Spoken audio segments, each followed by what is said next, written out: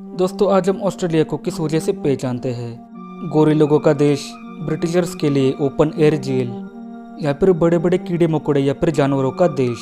लेकिन ऑस्ट्रेलिया हमेशा से इस वजह से नहीं जाना जाता था। ऑस्ट्रेलिया के नेटिव लोगों को अबोरिजिनल्स कहा जाता है, जो अंग्रेज़ों से बहुत पहले से ही ऑस्ट्रेलिया के निवासी है।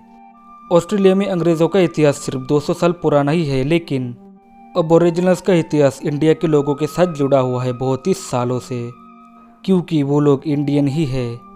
आज से लगभग 4000 से 5000 साल के बीच ऑस्ट्रेलिया में एक नया जेनेटिक चेंज आया, और वो जो जेनेटिक सिग्नेचर था वो इंडियन जेनेटिक सिग्नेचर था। तो यहाँ पे हम साफ साफ देख सकते हैं कि 4000 से 5000 साल पहले इंडिया से ऑस्ट्रेलिया तक का संपर्क हुआ था, और इंडियन लोग किसी तरह से ऑस्ट्रेलिया तक पहुँच चुके थे। ऑस्ट्रेलिया इंडिया से बहुत 1000 किलोमीटर दूर है। ऑस्ट्रेलिया से इंडिया का संपर्क तब हुआ था जब इंडिया में हड़प्पा सिविलाइजेशन मौजूद थी। दोस्तों, रिसर्च से यह साबित हुआ है कि ऑस्ट्रेलिया में जो नेटिव लोग हैं यानी कि अबोरिजिनल्स, उनके अंदर लगभग 50 से 20% इंडियन ओरिजिन जेनेटिक्स मौजूद है। और आप ये बात जान के हैरान हो जाएंगे कि ऑस्ट्रेलिया का जो मशहूर कुत्ता है जिसको डिंगो कहा जाता है, वो 5000 साल पहले ही ऑस्ट्रेलिया में आया था। और अगर आप इस डिंगो की तरफ देखोगे तो आपको किसी की याद आ रही होगी। जी हाँ, आपको टिपिकल इंडियन कुत्ता दिखाई दे रहा होगा। अब आप लोग कह रहे होंगे कि डिंगो की तरह दिखने वाले कुत्ते तो हमारे इंडिया में हर जगह होते हैं। आपने बिल्कुल सही कहा, ऑस्ट्रेलिया में डिंगो कुत्ता मौजूद है, वो सिर्फ इंडियंस की वजह से।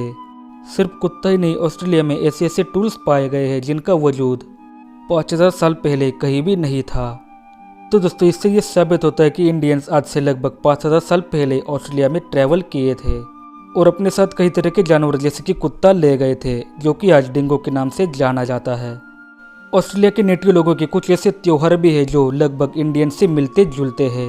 और आप यहाँ पर एक बात नोटिस कर पा रहे होंगे कि इंडियंस ने इन लोगों पर अत्याचार नहीं किए हैं, इनके ऊपर अपनी भाषा थोपने की कोशिश बिल्कुल भी नहीं की है, बल्कि इंडियंस तो इन लोगों के साथ घुल मिल गए थे। अब आप सोच रहे होंगे कि इंडियंस आकर इतनी दूर तक कैसे पहुंच गए होंगे समुद्री रास्ते से। तो आपको बता दें कि ऋग्वेद में शिप्स बनाने की इंस्ट्रक्शंस मौजूद है, और कुछ शिप्स तो ऐसी है जिनके 100 ओर्स हुआ करते थे।